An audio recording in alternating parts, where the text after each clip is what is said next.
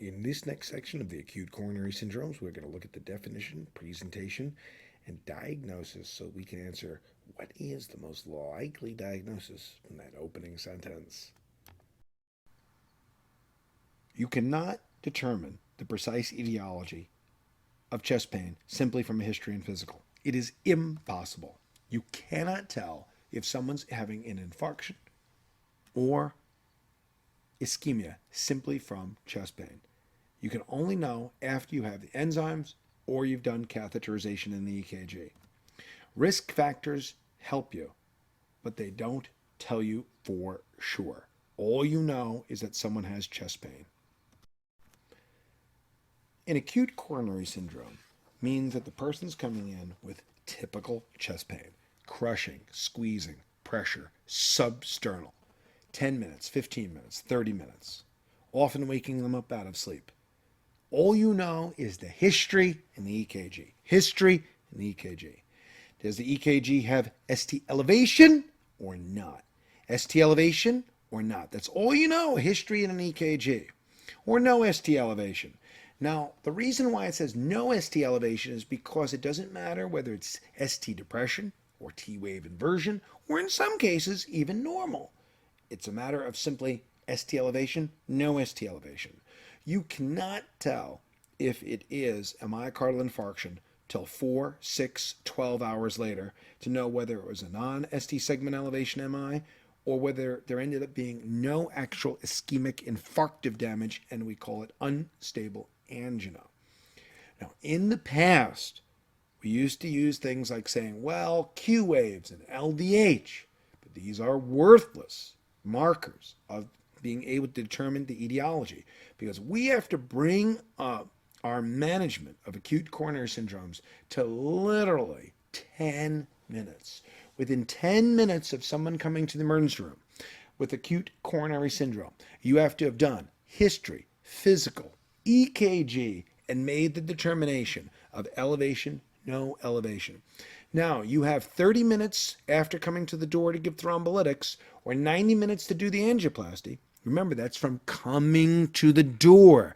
I didn't say from the onset of chest pain, but from 30 minutes coming to the door, you should have gotten thrombolytics if that's the indication, or 90 minutes to balloon, but you have to make the determination within 10 minutes. Now you understand why all the management is based on a history and an EKG. What is the history and what's the EKG show? In this person, there's a clear ST segment depression in V3, 4, 5. If a person comes with crushing substernal chest pain and this EKG, there is no need to do any additional tests in order to know that you need to give treatment. Now, troponins, CK and B, should be done, but you don't need the results of any other tests in order to start therapy. This patient has ST segment elevation in V2 to V5. This person has an anterior wall myocardial infarction. This acute ST segment elevation, because nobody walks around with these, is a person who needs to go immediately to the catheterization laboratory if you have one. If not, they need aspirin and thrombolytics, beta blockers, ACE inhibitors, and statins. Although you can't tell 100% for sure until you have a CK and B and troponin later on, this is by far enough information to indicate the need for therapy. A 70-year-old woman is in the emergency department with crushing substernal pain for an hour. The pain radiates to her arm and has anxiety, sweating, nausea. The pain is sore and dull, and she clenches her fist in front of her chest. She's got everything for ischemic heart disease. What's most likely to be found in this patient? This question is really saying, do you know what physical finding is most likely to be found in acute coronary syndrome? The only one of these that's found in acute coronary syndrome is an S4 gallop, because an S4 gallop is a sign of ischemia. The left ventricle doesn't move, so you have atrial systole into a stiff, non-compliant, ischemic left ventricle. The first choice, a 10 millimeter drop in blood pressure on inhalation, is also known as a pulsus paradoxus. And pulsus paradoxus in choice A is a sign of tamponade. sign of tamponade. Choice B, the jugular venous pressure on inhalation is also known as, choice B, that is a Kussmaul sign, and you see that with constrictive pericarditis. Choice C, the triphasic scratchy sound, is also known as a rub, and rub is seen in pericarditis. Choice D, the machinery murmur, continuous machinery murmur, is seen in patent ductus arteriosus, because no hole ever closes. Patent ductus arteriosus. And finally, choice F, the point of maximal impulse being displaced into the axilla, is from cardiomyopathy and left ventricular dysfunction.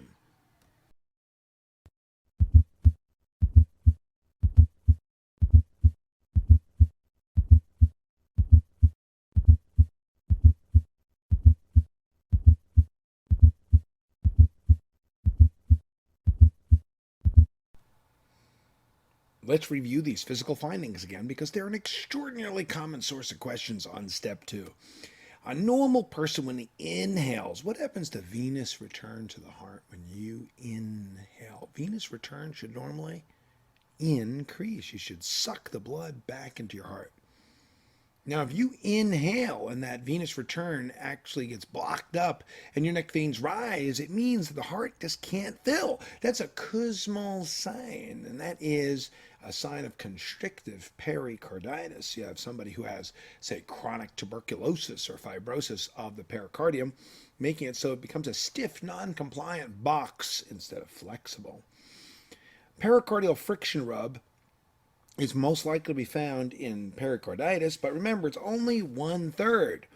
And we just don't see pericarditis much anymore because Dressler's syndrome, which you get after MI, well, Dressler, who was a Brooklyn cardiologist at Maimonides Medical Center once upon a time, well, Dressler was living and working before we knew that everybody should get an aspirin. So therefore, you could say everybody in the world who gets an MI is treated for Dressler's syndrome with aspirin.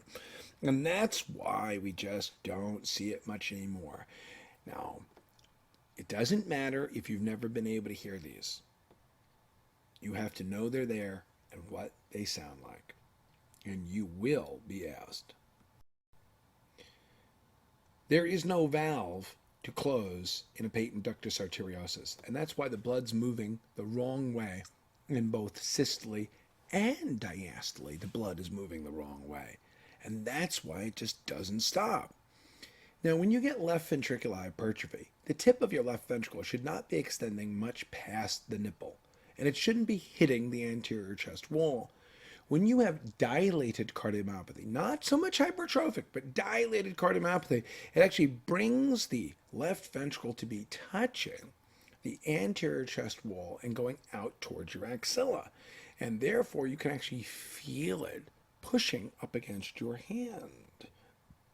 Now, it can sometimes happen when you have an acute valve rupture, but you should never see it with an acute coronary syndrome because it is impossible to have a heart attack today and to have physically dilated your heart that much, to have displaced PMI. It's impossible.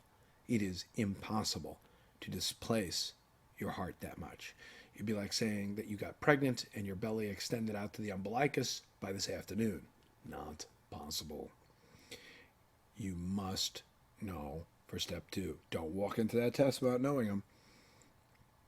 And remember that you can be asked these because they play some of these murmurs for you. 70-year-old woman is back in the emergency department with crushing substernal chest pain for the last hour. Which EKG finding gives the worst prognosis? Well, this answer is ST segment elevation in the anterior leads. And you might say, well, why not in 2-3 and AVF? Because 2-3 and AVF are the inferior wall leads. And the inferior wall leads are simply not as bad. Choice E, V1 and V2, is the posterior wall.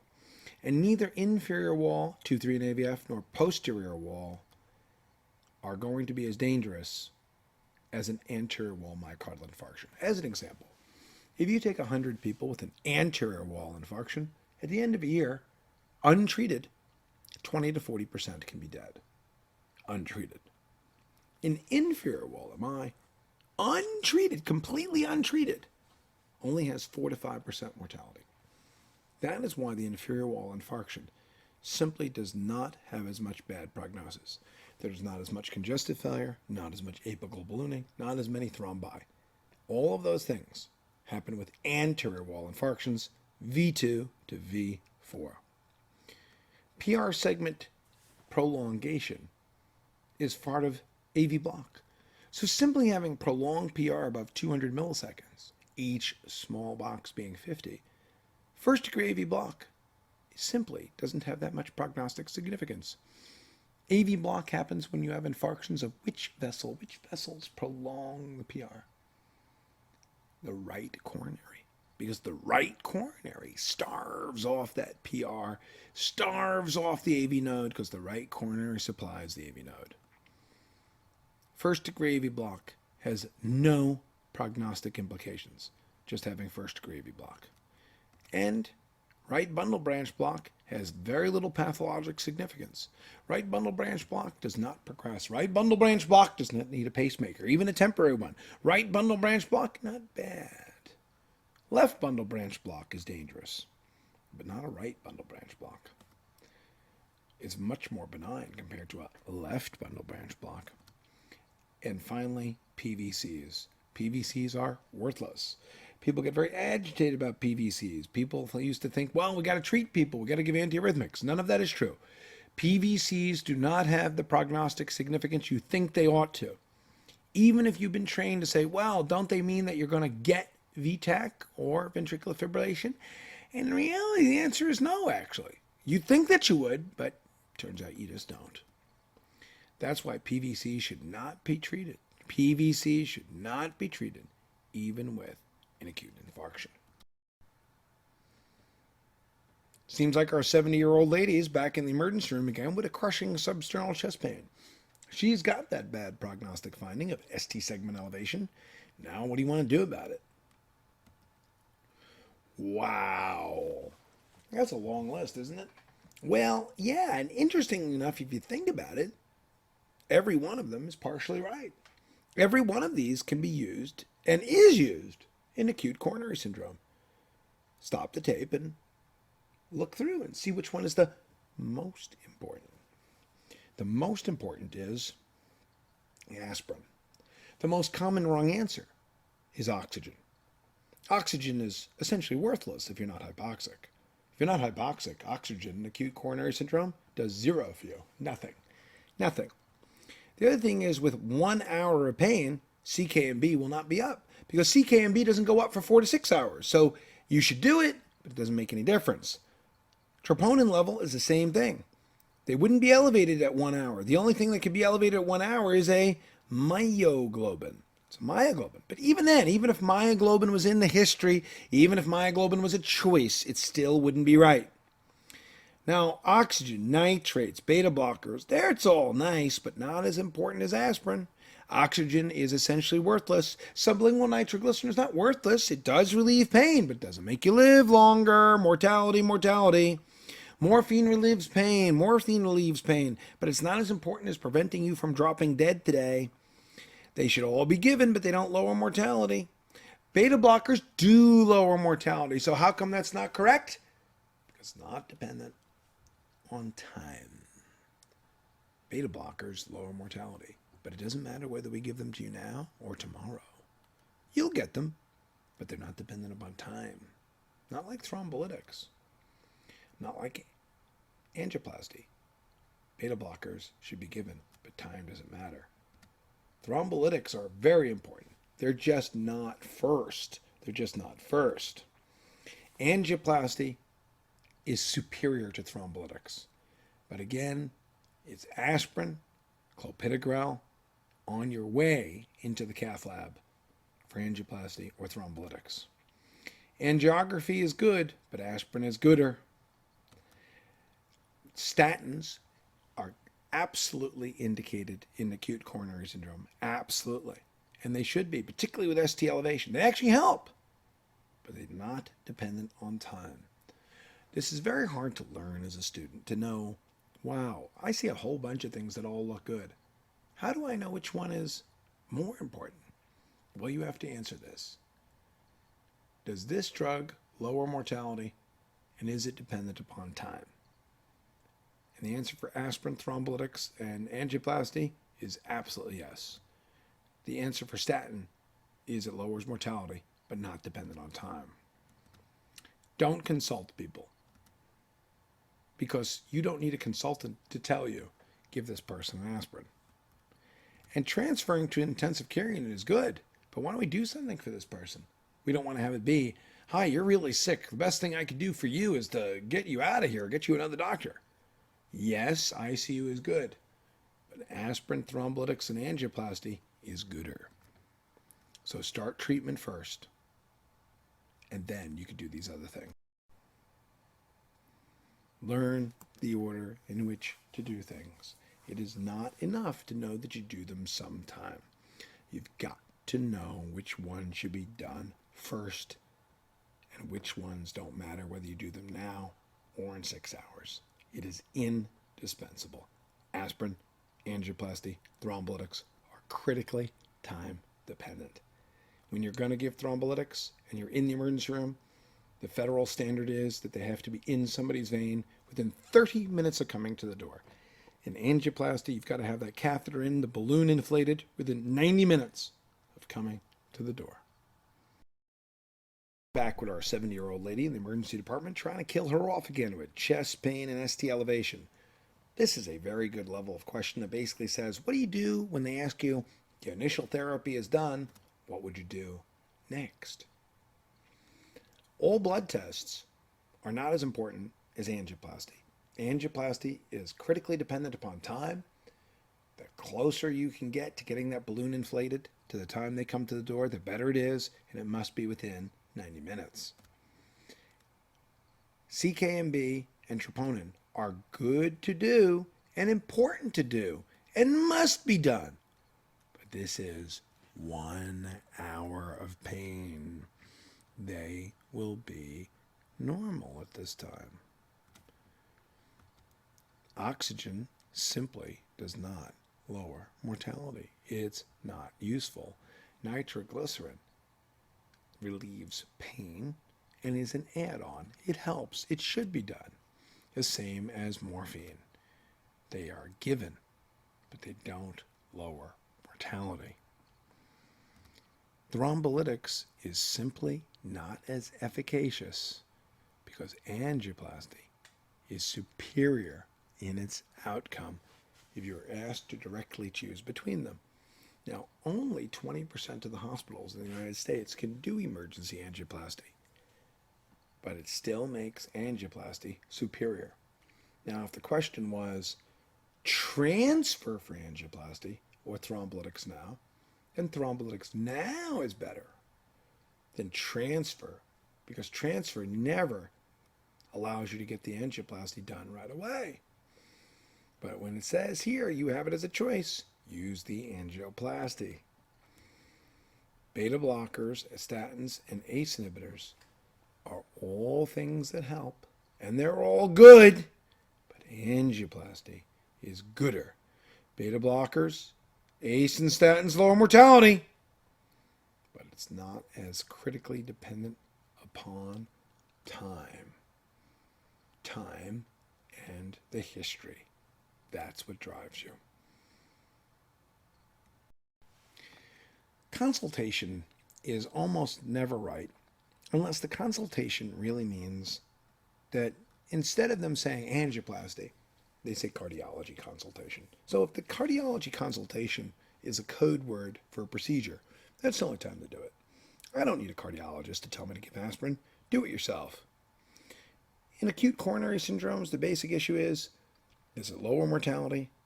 And which one should be given first? These two questions will save you completely.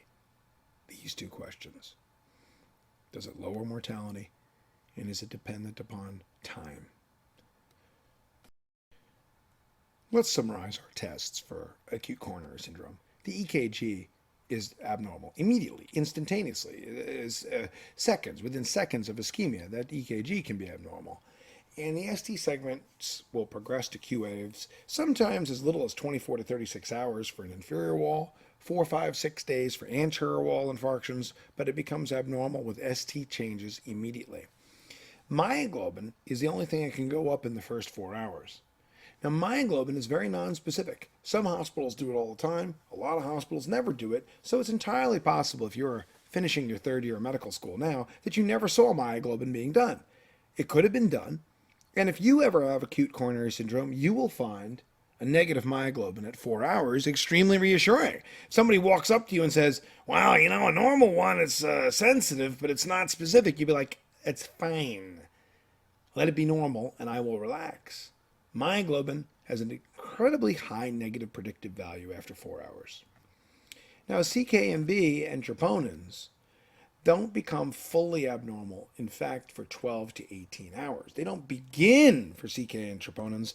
They don't begin until 4 or 6 hours. But you can't say that the CKMB and troponin have reached 95% sensitivity until at least 12 hours after the onset of pain. The troponin lasts much longer. If CKMB lasts 1 to 2 days, troponins last 1 to 2 weeks. And that's why for detecting reinfarction, CKMB is correct. The person had chest pain, lightheadedness. They came in, they got treated for acute infarction. 4 days later, they had more pain in the hospital. Which test are you going to do? Which test are you going to do? CKMB. Because the troponin, if you have a new event, would be positive still from the first one. Questions that 5 years ago would have been considered internal medicine board questions, such as, which of the following is most appropriate to detect reinfarction? And the answer is CKMB, not troponin, are now becoming more routine on step 2. Questions that said, well, a false positive elevation because troponins are renally excreted, and patients with renal failure routinely have high troponins, would have been considered 5 and 10 years ago an internal medicine board question. But now is a step 2 question. You should just simply say, well, you know what? I am larger and better than I thought. When you have a new episode of pain a few days, the first thing is, though, the EKG. So although we said that you should check the CKMB levels, remember, all new onset pains or changes in pains should be EKG first, because after the EKG is done, then the CKMB, because the CKMB should have returned completely to normal in 2 days. If you have an infarction on Monday, your CKMB should be normal by Wednesday. If on Thursday you have new pain, that new ST segment elevation and new CK, if you have new CK 4 days later, it's from a new myocardial infarction, not the old one. The question about placement is a very big question for step 3 of USMLE. You should be anticipating that. And on step 2, it is important to know, yes, myocardial infarction, who else should go to an ICU if you're not having an ICU stay for having a heart attack? And you're in the intensive care unit because you need to be able to not just detect the arrhythmia, but to be able to do something about it. In other words, you could send them home with a Holter monitor, but you can't do emergency cardioversion if you're at home.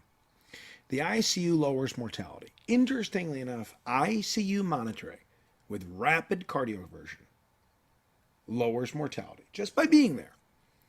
What is the most common cause of death? It's an acute myocardial infarction. Well, it's ventricular arrhythmia. What is the most common cause of death? Ventricular arrhythmia, most common cause of death. And you have to have the ability to fix it right away. So it turns out that the person being at home with you there as an intern, yelling bonsai as you yell across the room and shock them, really helps them. It saves lives. It's the rapid access to cardioversion. Now, just because VTAC and VFib is the most common cause of death, that is not the same thing as saying, what is the most common reperfusion arrhythmia? When you get thrombolytics and you newly perfuse, When you reperfuse, you can actually get an arrhythmia, but it's not VTAC and VFib. Do you know what it is? Reperfusion arrhythmia? It's called an accelerated idioventricular rhythm. The idioventricular rhythm is at a rate of 30 to 40. That's the intrinsic ventricular rate. When it's accelerated, that means it's going 50, 60, 70. That's a reperfusion arrhythmia. It is wide complex. Looks like ventricular tachycardia, but it's not tachycardic. Reperfusion arrhythmias look like a slower version of VTAC. Don't treat them. Treat it if it's ventricular tachycardia. What do we mean by treatment? If they're unstable, shock them.